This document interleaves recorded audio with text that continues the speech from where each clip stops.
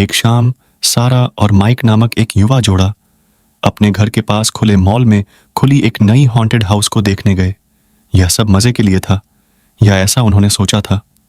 अगर तुम साहस रखते हो तो आओ का डरावना सा साइन देखकर उन्होंने अंदर जाने का फैसला किया। जैसे ही वे अंदर गए, ठंडी हवा ने उनका सामना किया। दीवारों पर खौफनाक और असली दिखने वाले पुतले लगे थे, जिनकी आंखें उन्हें घूर रही थीं। दूर से एक हल्की सी डरावनी धुन सुनाई दे रही थी। माइक हंसी में बोला, यह सब तो मजेदार है, लेकिन सारा को ठंड लगने लगी।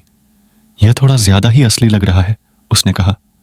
जैसे जैसे वे अंदर बढ़े, ठंड और बढ़ने लगी।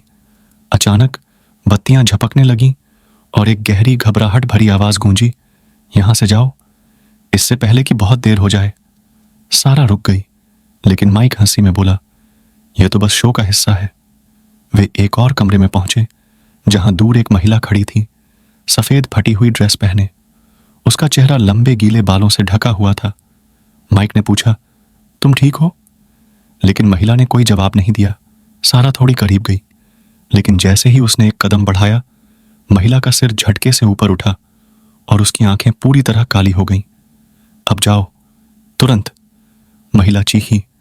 उसकी आवाज 1000 फुसफुसाहट की तरह गूंज रही थी।